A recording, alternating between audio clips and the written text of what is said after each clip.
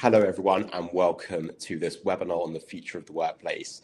These are always really exciting webinars because you get to discuss some of the latest trends, predictions, shaping the future of workplace for not just next year, but also in the next 2-3 years.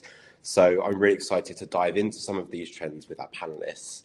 So thank you for joining. Now, I know I spot some familiar faces on this call, so a lot of you know who Unily is, but for those of you that don't, Unily is working with some of the most iconic brands delivering organizational velocity through digital employee experience technology, from American Airlines to American Express, CVS Health, Shell, and the list goes on.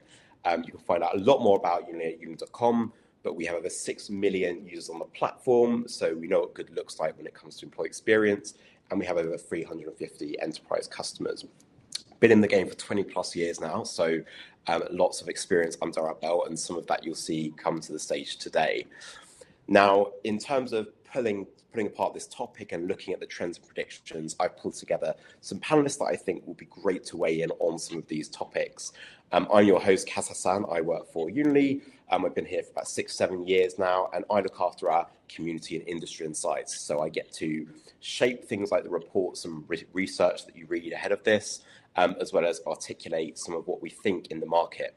So welcome, everyone. And I'm also joined by Laura Kennedy. Hello, Laura. Hello. Hi, would you be able to tell everyone attending a little bit about yourself and your role at Lifetime? I sure can. Hello, everyone. My name is Laura Kennedy, and I'm the Director of Team Member Communications at Lifetime. So if you're not familiar with us, we operate more than 180 athletic country clubs in the U.S. and Canada, and our internal communications team is responsible for communicating to about 45,000 employees. Nice. I'm really excited too. You've got the internal communicator view today, and I'm really excited to dive into that. So thanks, and thanks for joining. And Pinaki, over to you next. Hello. No, thank you, Kaz. It's a pleasure to be here with you and this crew you've put together. Laura, I am a fanboy of the clubs and aspire to be there one day. So hello, everybody. I'm Pinaki Kathiari, CEO of Local Wisdom. We're an agency, and we're like Spackle for comms teams. So mid to global organizations and communications teams come to us whenever they need help with talent, technology, strategy, or execution. I'm interested in helping human-centric organizations really communicate well and shine above the noise. I do a lot in that space. I have a software company called Resource Hero that helps people balance their workloads. And I also have a podcast called Why Does It Feel So Wrong to Be Human at Work? So thank you. I love talking about trends and excited to get in the conversation. Yeah, I'm excited too. Thanks for joining us. And you pulled apart some of these topics at Unite 25 as well, so I get to go deeper on them as well today. So thank you for joining us. And Jenny, some homegrown talent from Unily. Hi, tell us a little bit about yourself. Thanks, Kaz. Thanks for having me. Yep, I'm Jenny Shires. I'm Chief People Officer here at Unily, which basically means I'm responsible for all aspects of running our people strategy, including hiring, retaining, and obviously also developing some of the best talent in the market. But I also, of course, as part of my role, oversee internal communications and the running of our own instance of the Unily platform called Polaris. So that's a great part of my role as well. Oh, yeah, it's kind of the meta view, so I'm excited to dive into that. I'm really thankful for our panelists, and I think between us as well, there's lots of different experiences from the outside-in view with Pinaki, that kind of in-house view with Laura, and Jenny from a people strategy and HR view. So lots of different perspectives, no doubt, to get into these topics. So in terms of the topics that we're looking at, we actually pioneered a report looking at the future of work. And so we just published that a few weeks ago. I know some of you have already downloaded it, but if you want to dive deeper into that report and see the full trends and predictions that we forecast for the year ahead, that's something you can do by scanning that QR code. If you're not doing it now, that's fine. We'll also send it in the post-event communications, so you'll be able to get it easily. Now, I just wanted to talk a little bit about on what topics we are going to dive into today. So I had a read of the report ahead of this, and I wanted to pick some topics that I really wanted to get into deeper. The first being the shift from AI enhancement to AI engine. The second being internal comms as a strategic powerhouse. And the third being completely redesigning workplace culture. Now, what are those three trends about? Before we do that, I just wanted to get a quick temperature check on what you see as a big employee experience challenge as you head into 2026. This will kind of help me understand what's top of mind for you, and hopefully we can shape some of the content live today based on what you see as a challenge being top of mind. A few seconds, hopefully you see it pop up on your screen now.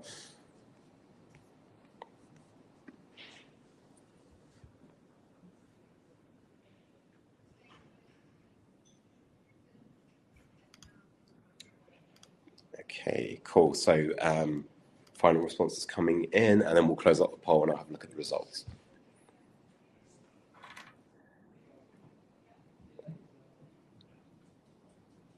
Cool, let's have a look at them.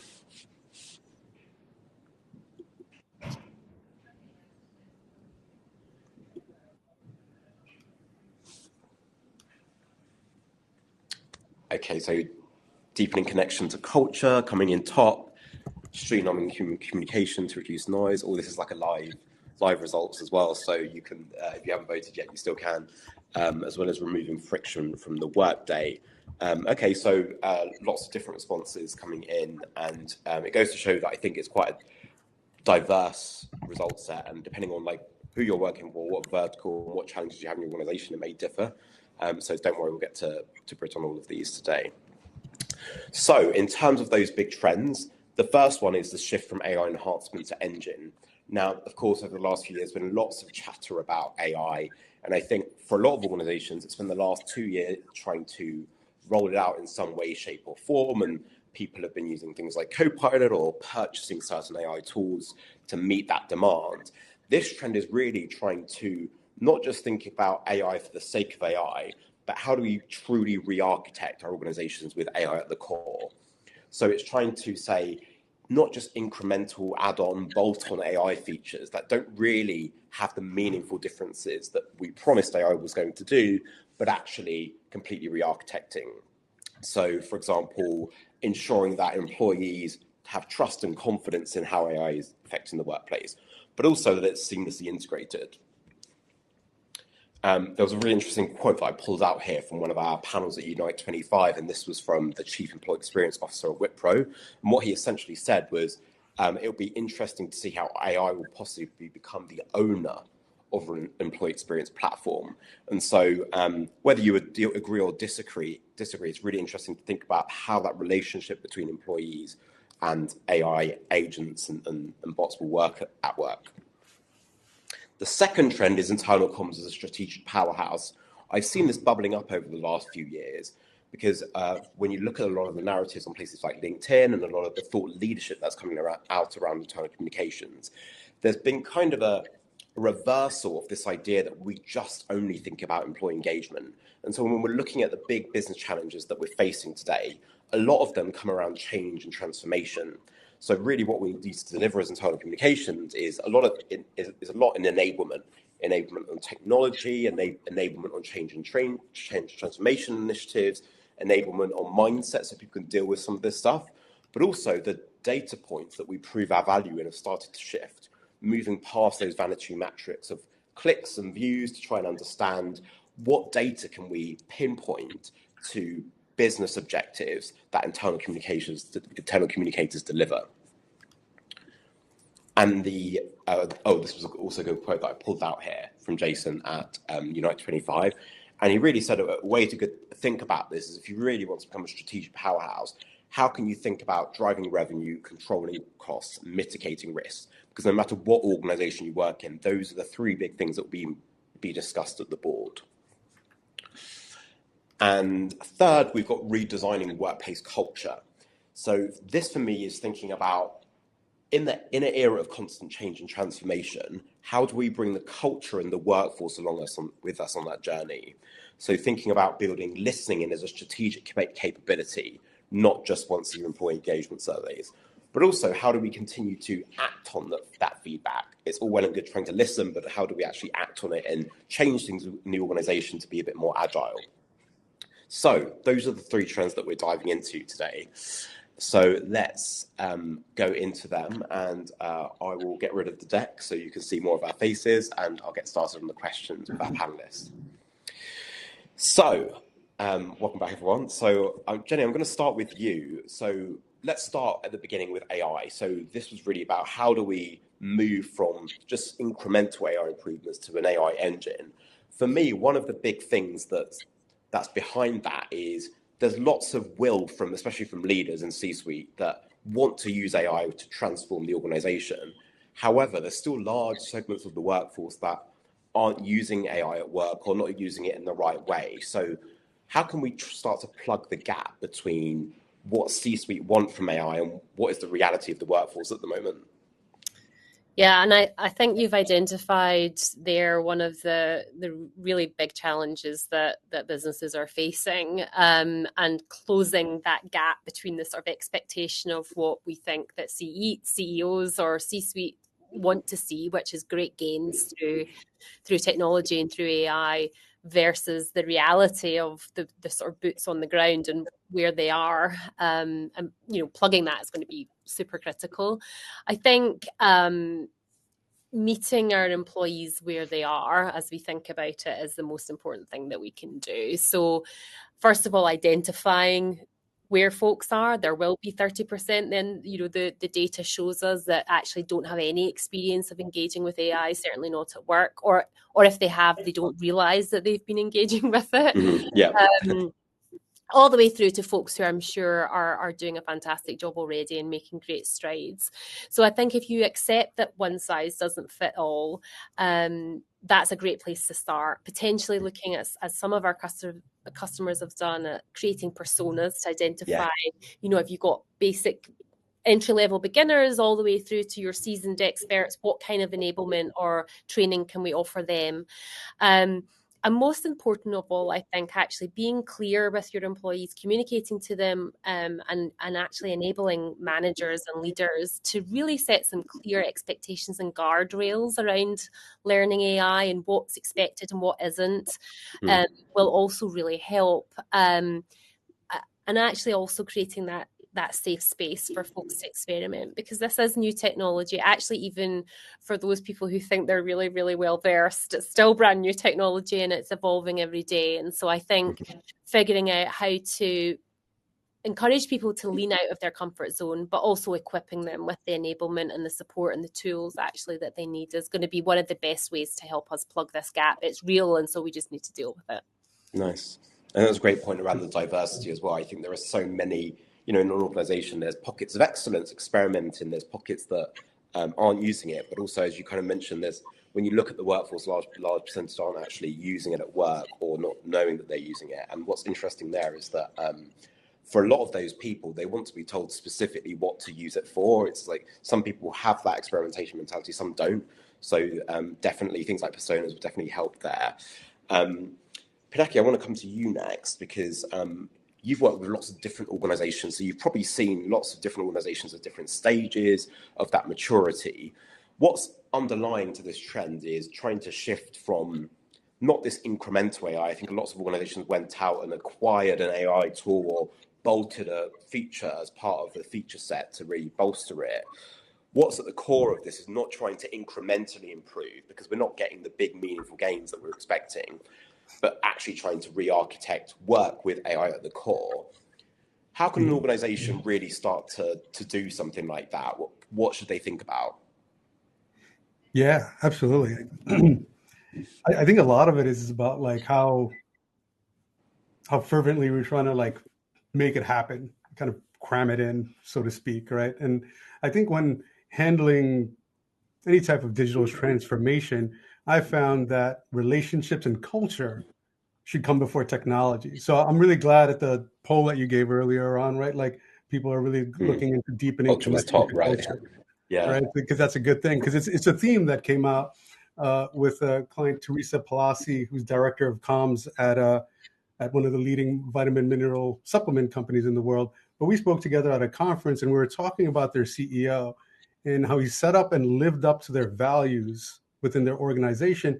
And that set the stage for their digital transformation and made it go incredibly smooth, right? Like they have a culture and way of working that just feels refreshing. And even as an outsider looking into it as a vendor, it feels good. And we want to work with people like that. And we look forward to things like that. So AI is a superpower. What it's capable of is wild, and what it can do in the future is nothing short of like science fiction here. But if AI is the engine that's going to run your organization, you really need to think about those parts that are in between the AI, and those are going to be the human parts, right? So I think culture, empathy is how you make those parts viscous, right? If we use like the engine metaphor here, right, and those parts glide, and that's how you make transformation, is to think about how you're working with those human elements. And I think once you have that, you'll be able to have that engine, and the engine is not, I don't think, going to be AI, at least from the jump. It's going to be AI and people. And I think at the bottom line, that's how companies will outperform when they find that right balance of like how AI and humans will work together.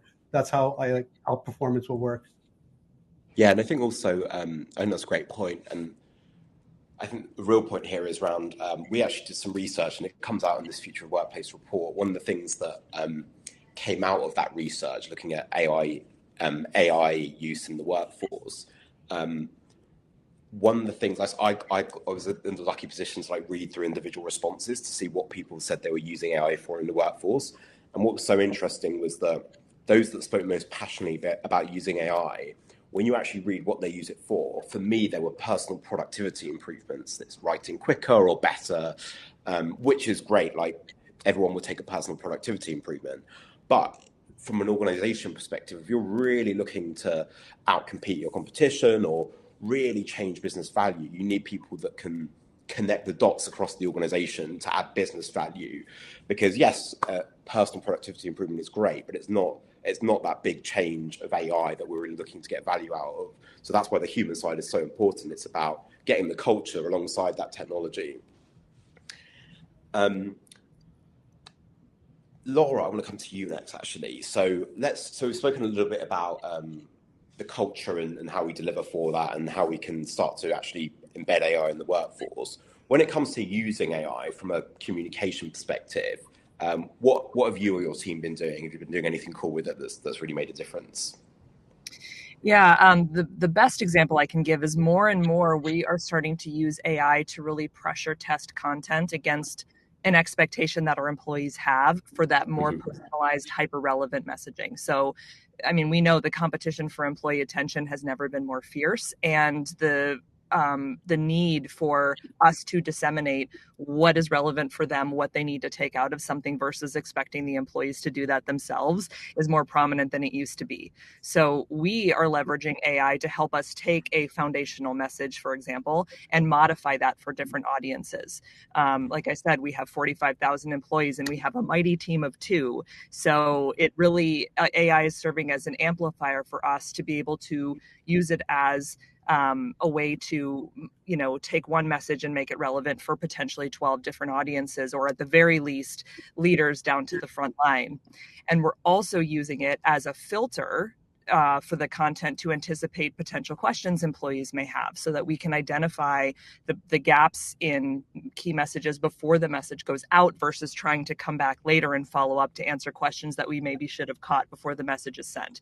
But the key, I would say, though, and speaking to that human AI connection as well, is that we are consistently using a very conversational tone and voice in all of our messaging, so that the warmth and the authenticity and the human factor is very tangible regardless of the message, so that it doesn't feel like something that was AI generated. There's an ethos to it, there's a personality to it, and that resonates with our employees very well. Love that. I think that's a great example of showing how you use AI to scale something, right? So it's not just a personal, it's great if an internal communicator can use that for their own output, but actually if you're scaling that across your workforce to meet a certain challenge, that's great. Love that example. Pinaki, have you seen anything cool when it comes to AI usage and technology?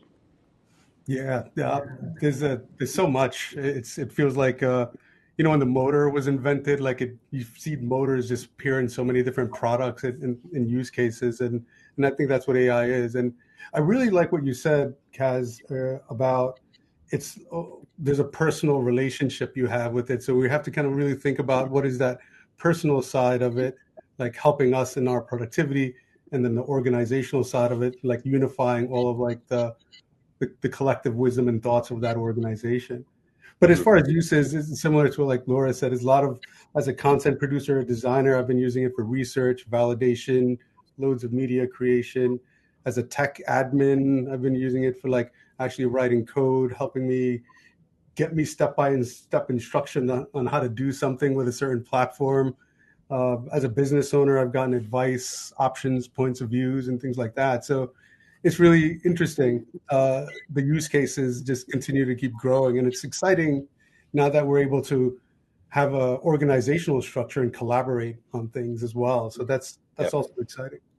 Nice. I know you wanted to, before this, we spoke about how you could like test some of the future stuff as well, which is quite cool. Yeah. So that mindset as to like when you've got a completely different operating model, like how can you test and work with it to train different output? Love that. So I want to come to our second trend that we'll be discussing. So we've spoken a bit about AI. Let's switch to our second trend on how internal communications can really become a strategic driver. Now, there's been a lot of big shifts in internal communication in lots of different places. Laura, this is your bag. What are some of the big shifts you see in internal communication that you think are really going to shape the next year ahead? I mean, even over the last 5 years, there's been a monumental shift from we are task takers and we are email senders to we are strategic business advisors. And part of that is more and more internal communicators are really seeing the value in having the business acumen to be able to speak the language of the business itself, but also the different people that work in the different areas of the business to make it relatable. And when you're advising and coaching on the best way to connect with their teams, when you can use real world examples of things that they're facing in their day to day, not only do you have their attention, but you also are going to be able to put it into terms that they can understand. Because we can all speak about communication philosophy from a 10,000 foot view, but until you can make it tangible and practical for the people that you're expecting to deliver those messages, particularly the middle managers who are really the gatekeepers to the front line and have the most opportunity to be able to customize and personalize their messages for their smaller teams, there's a real advantage in being able to tie the value of good communication to business outcomes and solving problems within the business. So being able to see the business that way and then tie in the layer of communications knowledge that we have, I think is, in terms of what's working, that's what I would say is the biggest shift. Yeah, and that point came up quite a lot, that having the right business acumen, speaking the right language. Jenny, on that point, so people functions and HR teams have had to use a lot of that language for a while. So what advice would you have to any communicators watching that are trying to speak that language and trying to really cut through? How can they really work better in the organization to start meeting some of that need? I think it's an interesting challenge, and actually a lot of the time I don't think it's a capability issue within the internal comms function or the HR function. It's not our inability to sort of talk in those frames. It's almost as though we need to help the business understand the link between some of what we're doing and then those concepts in order to be able to show our own value to the business, really drive home what the ROI is of budget that we might be asking for or investments we might be asking for. So getting comfortable with conversing with leadership in terms of risk or cost savings or revenue or whatever other impact on the bottom line you might want to make is actually super impactful, and it's incumbent upon us not only to do it and to get comfortable doing it, because I think we're already capable, but then also just helping the business tie that together with what it is we're actually working on for them, so that they can really see the value of the investment and why it's important that internal communicators or HR teams continue to do the work that they're doing. Because ultimately, if we're able to create that very clear link and that very clear ROI, not only does it make the business more successful, but also it helps us to be more successful in our roles as well, which is certainly important to me. Yes, yeah, for sure. Pinaki, what's your view when it comes to speaking the language of the business? How do we bridge that gap? Yeah, I totally agree with both points made by Laura and Jenny here. it kind of goes hand in hand with that, because I see kind of internal comms leaders turning into business strategists, and they've kind of found ways to make that communication. The manager, I think what Laura was saying, the middle management, I think they're having a tough time like navigating that, and I think they've been not used to it, and or their leaders are not used to getting feedback or taking this type of direction or guidance. And then there's this like other layer of like producers, which I think we're in danger of having a little bit of a growing disengagement, right? They're like finding enjoyment in other things besides work, and they're like thinking about career advancement because they're looking at folks that are ahead of them, and they're like, do I really want that life?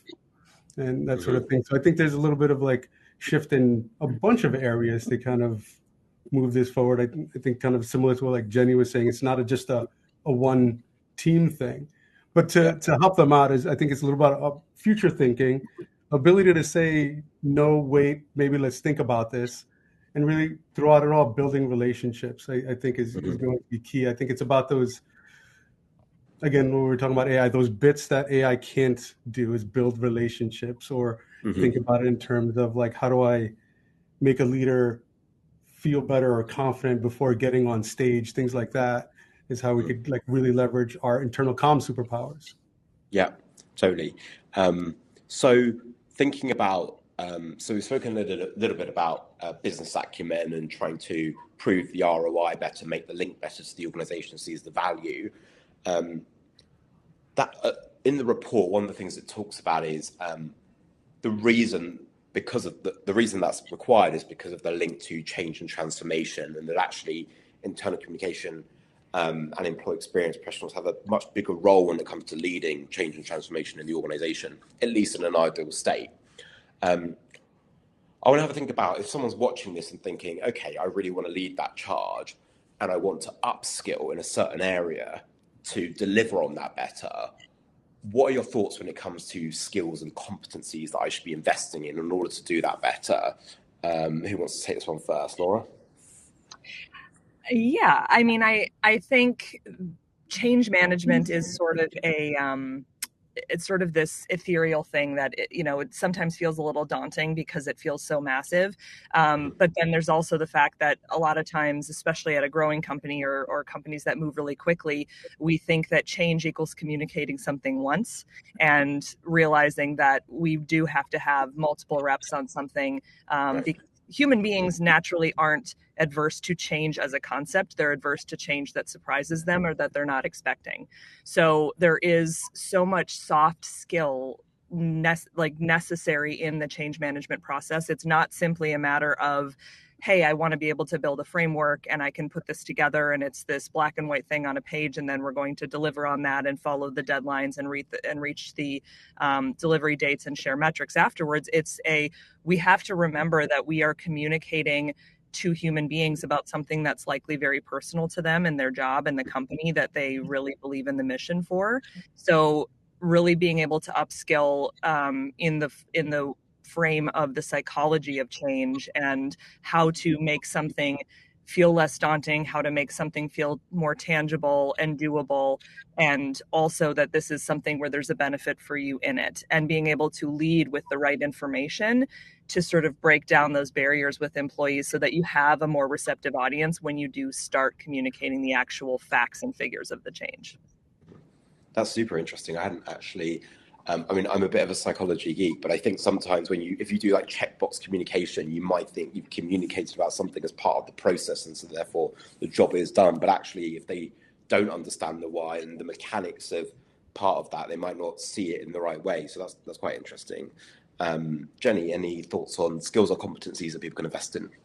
Yeah, it's a great point. And I think developing on from what Laura just said, I think if you can try to hook back into some of the known concepts that the team you're be communicating with will know about. So whatever the business driver that you're aligning to for the change is going to be, can be super helpful. But I mean, overall, obviously communication takes a huge role in this, but also so does leadership and planning. I mean, I think the the best change programs or processes that I've ever been involved in have been the ones where, yes, you can move fast, but you have to move planfully at all times and just be really, really cognizant of what you're doing and why, and those checkpoints. And so having some enablement and drilling around that for your team that's going to be involved is going to be very impactful.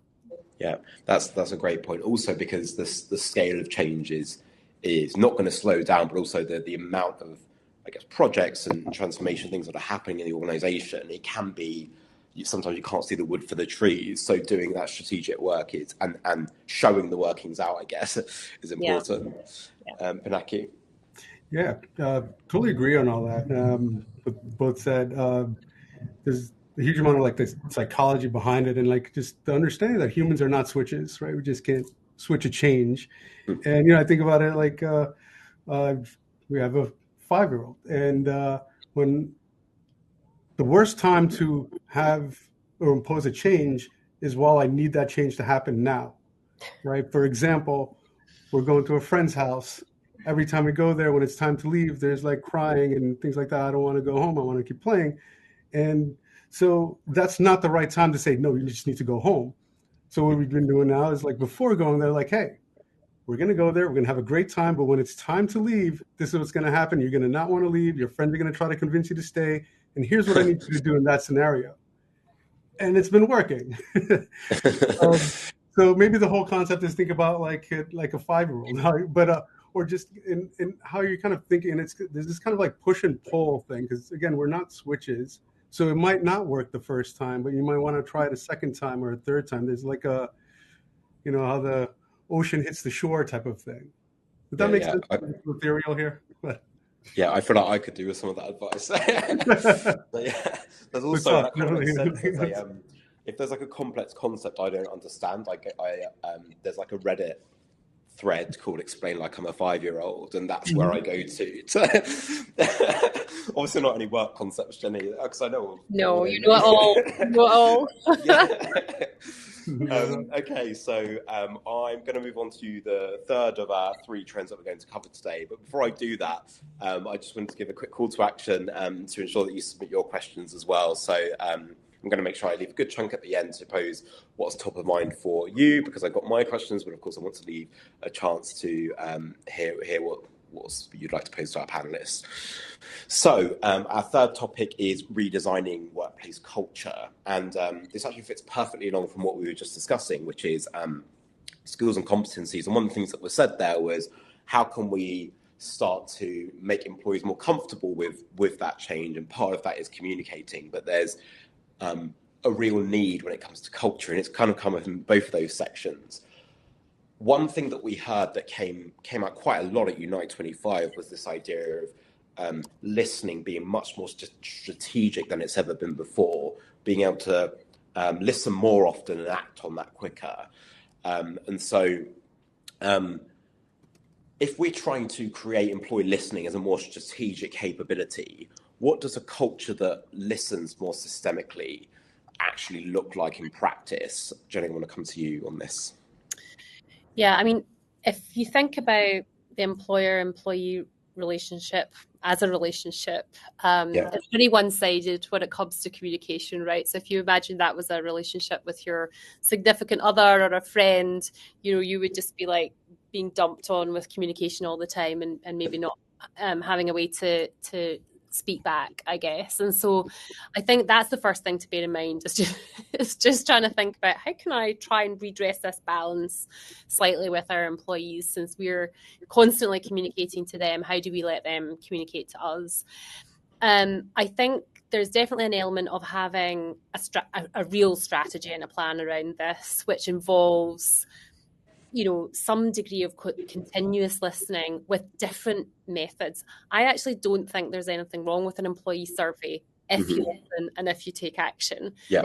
Pointlessness comes when you do it once a year and then it just disappears into a black hole. That is truly pointless. But actually, if the only listening you did was a survey where you really took it very seriously and followed up on every action point, that's actually not a bad starting point for a strategy.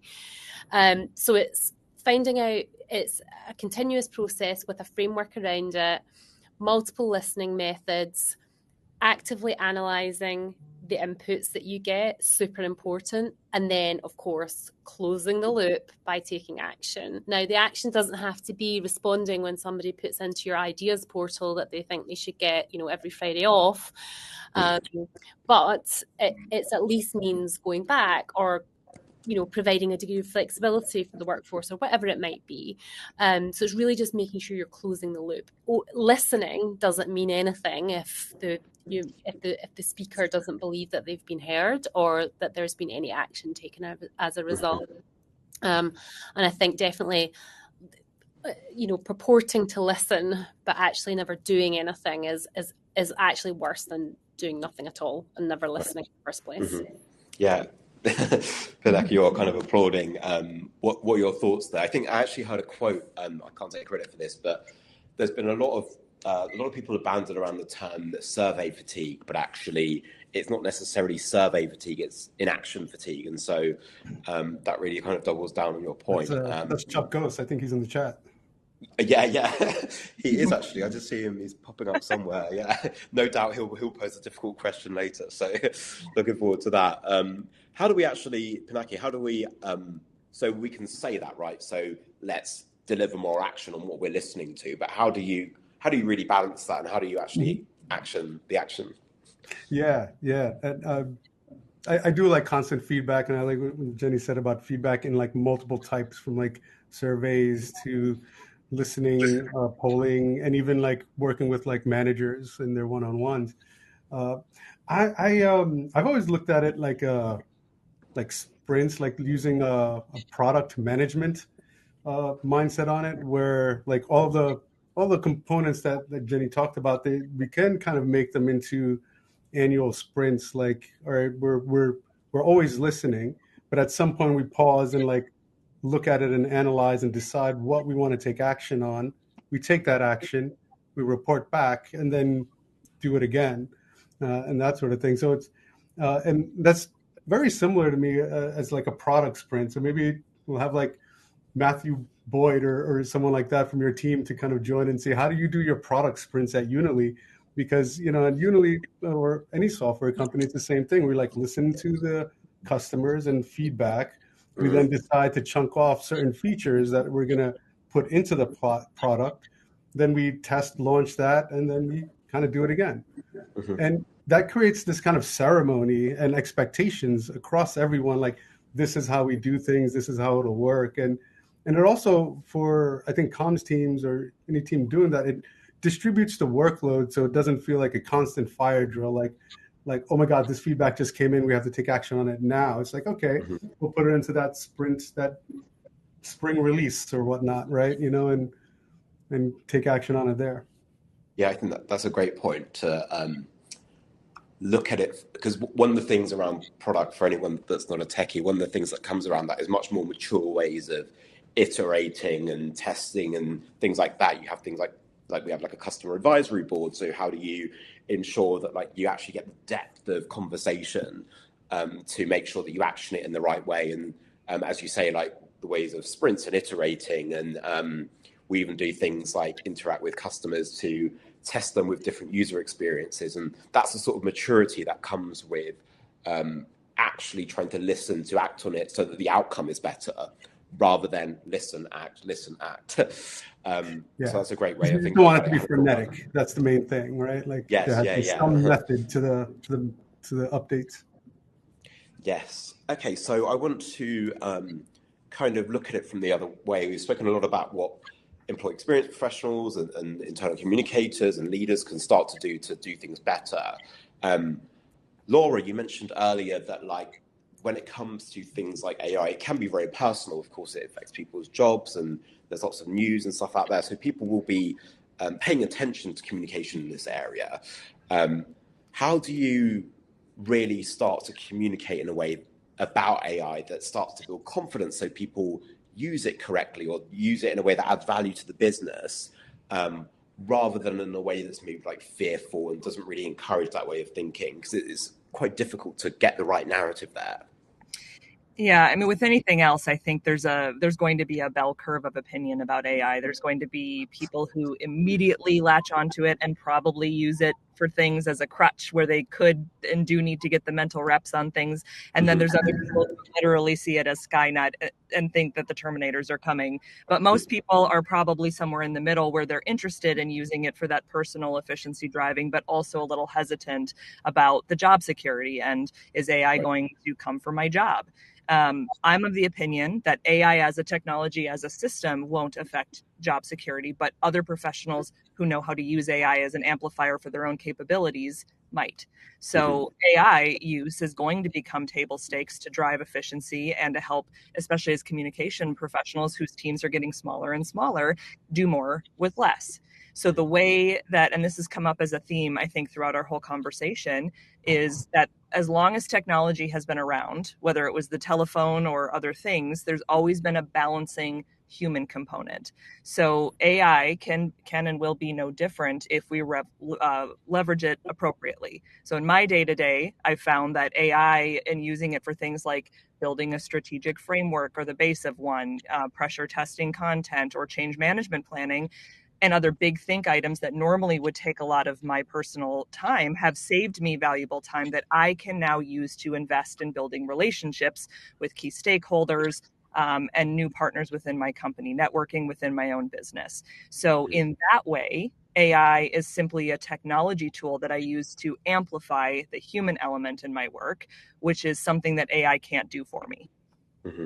Yeah, totally. I think that point around using AI and having that AI literacy is really important. I think, I can't remember who published this research, so if anyone does know, post it in the chat, but I remember seeing something on LinkedIn to do with something like 40% of communication roles now have AI listed in the job description.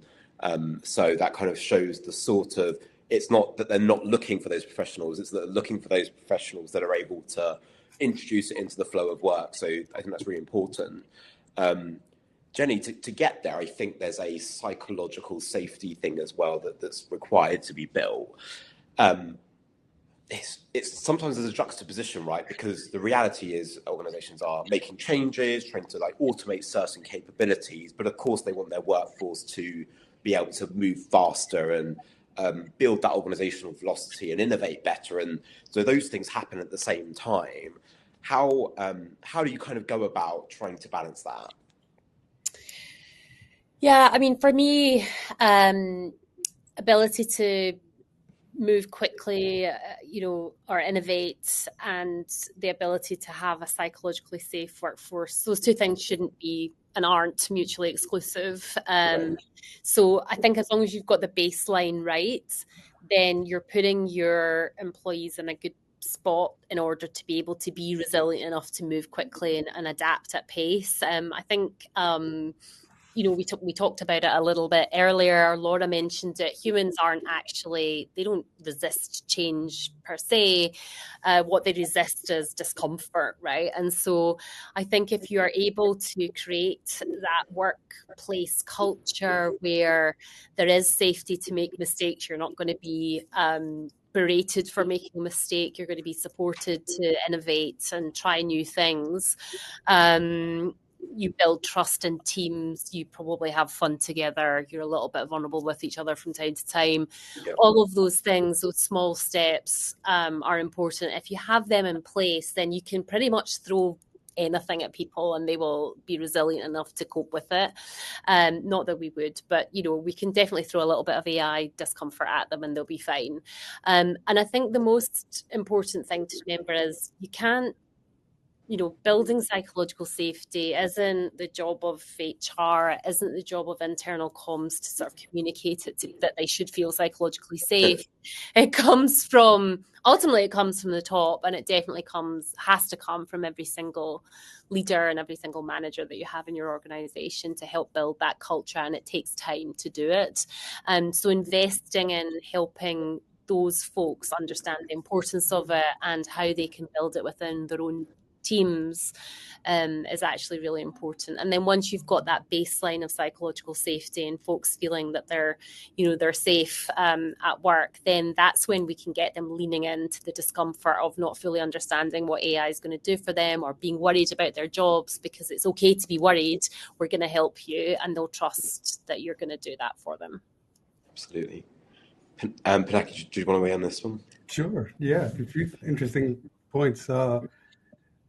I think there's an element of like facing the fear, and I don't mean for people who are adverse or afraid of AI or thinking AI is going to take their jobs. It's actually for leadership, because I think there's a discomfort because they might not be addressing the true fears that people have with regarding like job safety or things like that. Like I've been hearing this, this talk about like, yeah, you'll be replaced by someone who knows better HR. Well, let's better AI. So let's have a talk about that internally and like face that and like really understand what that is. The quick story, when we were going through the pandemic and COVID and we all had to go remote, I think I was asked a question like, what would you do if like you didn't have trust and safety in your team right now and everybody's virtual?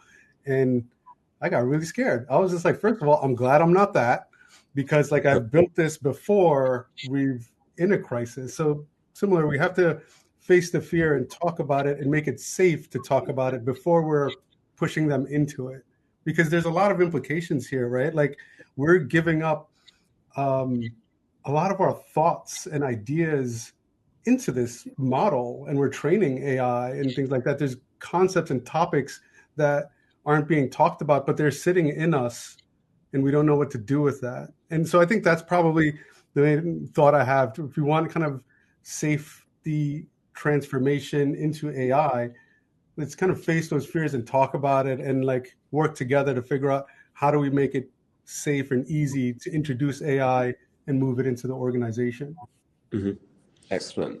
I think that's a great point. And I think actually being very candid, having conversations about it, but also I think it's not just a top-down communication thing. It's socializing it to understand where do we use it, why would we use it. Mm-hmm. Okay, so I am going to switch to the Q&A. So I see that a few people have been asking some questions. I always try to go in the order of the most voted down. So even if you don't have a question, you can always vote on other people's questions to make sure that one gets answered. So I'm going to start with Kerry's questions. Hi, Kerry. Nice to see you on the other side. So Kerry's question is, there's a great point on survey fatigue can be inaction fatigue. In an AI-driven employee experience future, what does responsible automation of listening and action look like? Where's the line between empowering employees and overwhelming them with algorithmically generated nudges or insights? Pinaki, I might come to you on this one. Yeah, that's a really good one. Hard. Yeah, that's a really good. And we have to, there's a kind of interesting line of like, privacy and, data gathering when it comes to technologies like AI and things like that. As we said, we have like a personal relationship with these tools that augment us, and then there's an organizational centricity there. Mm-hmm. And I think what is the balance? I think it should probably start with like little by little. Like, I think there's multiple ways to gather insights from an organization, and as humans, there's different ways which we like to give up information. Like someone might like a survey, someone might like a conversation, someone might like a focus group, like, whatnot. And I think we should like explore all of these in different methods to kind of garnish the surround sound of everyone, right? To make sure you don't miss someone who's not on the intranet or who's not on this and that sort of, and to also make sure that there's a human element kind of synthesizing everything. Because as humans, we have context into the organization that an AI just at this moment does not have yet. Mm-hmm. A little bit of rambling, but that's on a high level. I think really like have a mix of listening techniques, employ them, and maybe just start with one, see how that works, and then keep adding on. But kind of keep it within this like workflow if you can as well. Yeah, absolutely. Nice. I also think that there's a sort of, ultimately the human oversight is super important here. So you can put in certain test experiments across lots of different areas to work out how that works. And then ultimately the human decision making, being able to look at that and say, okay, that didn't work, we move. So I think that's great. Yeah, like I was thinking about, like, you know, how from the marketing standpoint, right, like certain apps are listening to us, right, and certain triggers, certain keywords are triggering a listening for them, and that might be triggering an ad, right, later on, and things like that. So that starts to get in the realms of creepiness, and we just don't want to get creepy in our listening internally. No creepy comms. Creepy comms. You also mentioned the flow of work there, and I think my personal opinion is that, like, especially when you look at like algorithmic nudges and stuff, ultimately it's like people's jobs to understand, like, okay, like, where do we want to nudge, and what's acceptable, and what are those limits, and that's where the human intervention is super important. Okay, I will head to the next question, unless anyone else wants to weigh in. Okay, so next question we have from Nathan. Hello. So how do we navigate across different functions, fighting employees' attention? So Laura, you brought this up earlier. So there is lots of different changes happening, and everyone thinks their things are most important, from HR, IT, cybersecurity, broader business changes, all fighting for touch points with employees. Sorry, I actually got lost in the question there. So how do we kind of like shift to a single touch point for all things important across an individual employee versus lots of teams fighting for different people's attention? Laura? Yeah, so at Lifetime, what we opted to do is we essentially have a weekly newsletter that we send out. Everybody loves a newsletter. Newsletter is a very taboo word in the comms world because you either love them or hate them. But if done right, it can be effective because all of the key information that employees need are bundled into one message that they come to expect on a whatever day during the week. So when we as a team were able to show our stakeholders who want to communicate that, in fact, the open rates on that newsletter are a historic high for our company, and that is by far our most effective way to reach employees. That has really shut down a lot of requests for those one-off emails that maybe get a 10-15% open rate, because everybody wants their message where employees are. And when we meet employees where they are and provide them with the information that's of value add to them, they're more likely to come back for future messages. So that has been something that's worked well for us, of being able to not only demonstrate to our stakeholders that we can speak the language of employees and give them what they want to know from our own strategic mind share perspective, but also that we can come with the data to prove that their message is far more likely to be read if they work with us and partner with us on our channel than if they are trying to send messages individually to groups. Yes, go outside of the do shadow comms and go rogue. Yes. Yeah. Jenna, selfishly, I might ask you as well. So we're a tech company, so change is kind of in our DNA, right? And of course, there's probably, compared to a more historic, traditional company, there's probably more change, transformation happening because it's more in our DNA. How do we balance that as an organization? Yeah, I mean, it's an ongoing challenge, even for us who are in the biz. But I think it sounds obvious, but having a pretty clear channel strategy so that you know how and where and the format of which particular types of comms are going to go in which particular way. I mean, obviously we use our employee experience platform, our own product, to host information that's important but might not be needed by everyone, but we can push people to it as and when they need to see it. So I think it's finding that balance of having information accessible so that people know where to find it when they need to go back to it, which can be one of the challenges with sending something out en masse by email, for example, is that if you need something later, it can be tricky to go back and find where that information was. So a combination of that, but then also being really clear and precise about how information is shared. And of course, it isn't just HR or leadership that needs to send messages out to employees. As in Nathan's question, you've got other areas of the business like cyber or IT who also have important messages that they need to land with employees. Mm-hmm. So also having a really clear framework of how messages can be sent out or how information can be shared is really important as well. Absolutely. Great. I will go on to the next question from Shan, which is, what are the greatest challenges currently faced by anyone implementing AI right now? Pinaki, do you want to weigh in on that one? Wow, yeah. It's probably take a good second. Take a second to think. Crack at that one. I think we're in a heavy experimental stage right now, right? And there's like in the world of AI, I believe there's just like a bubble, and I think it will pop, and I think the next one will grow even stronger for AI.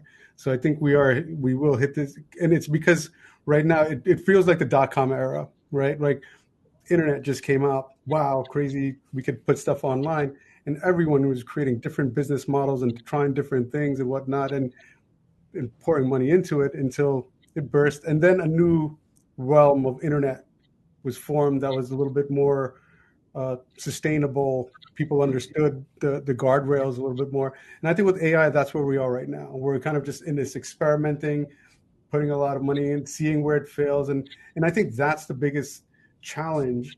Is people are looking at something that's new and experimental as something that's going to revolutionize and change everything right now. And we're just kind of understanding that this is new and experimental. And I think that expectation is a challenge with folks. Like, we're just learning it. Hell, I'm sorry for saying that, but like it's changing like every week, like a new feature or a new capability or a new strength. So what was not strong like a few weeks ago is super powerful today. So even the technology is changing so fast. So I think that's the greatest challenge, is expectations amongst a scenario that is constantly changing. Yep. I totally agree. I think there's also, this is kind of what's at the core of the trend that we were first starting to discuss, which is I feel like people have sometimes gone on like AI shopping sprees to bolt on this feature and add on, but really, did they understand the business value and the ROI in the first initial stage? Because, and this is actually what Microsoft said in their talk at Unite 25, is that people stormed away doing loads of cool things, but did those cool things meaningfully change anything in a positive direction? And so it's kind of like sitting back and actually not just trying to chase AI because it's a shiny object, but understand like, really, how do we make something different here? And that's kind of where like sitting back and that comes to the core people skill, which is connecting the dots across the organization and not just doing something because it's cooler or quicker, but actually being able to strategically sit back and see the value. Absolutely. And I think, Kaz, I was just going to add, at the risk of being the HR person who talks about policies, I feel a lot of organizations haven't really invested time in the sort of the governance around their approach to AI. And so what lots of companies are seeing is really small pockets of investment in different technologies, sometimes just a license at a time, or, you know, a department's gone off and done something.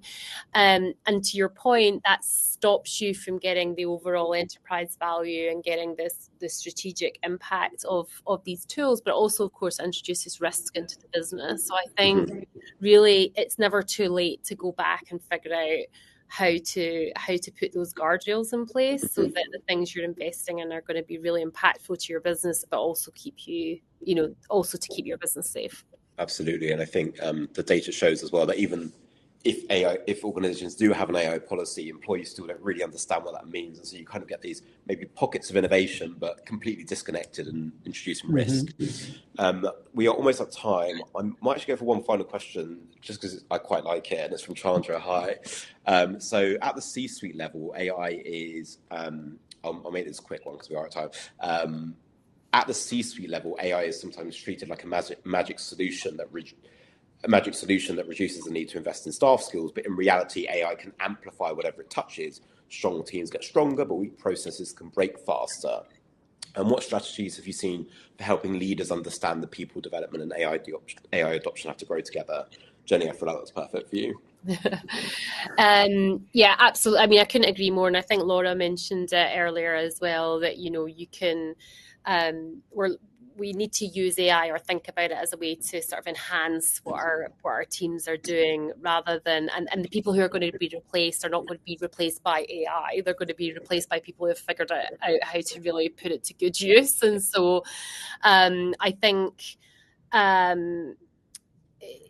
the good news is lots of leaders also don't know what they're doing with AI. So actually, when you try to talk to them about the fact that maybe we need to invest in some enablement and some development for our people around this and getting the most out of it, actually it's kind of pushing on an open door because they realize it. So that would be my hope. But I think actually, again, if we go back to that business-led data, talking about what are the risks if we don't make this investment, what are the uplifts that we can expect to see financially as a business if we get this right, all of those things are good.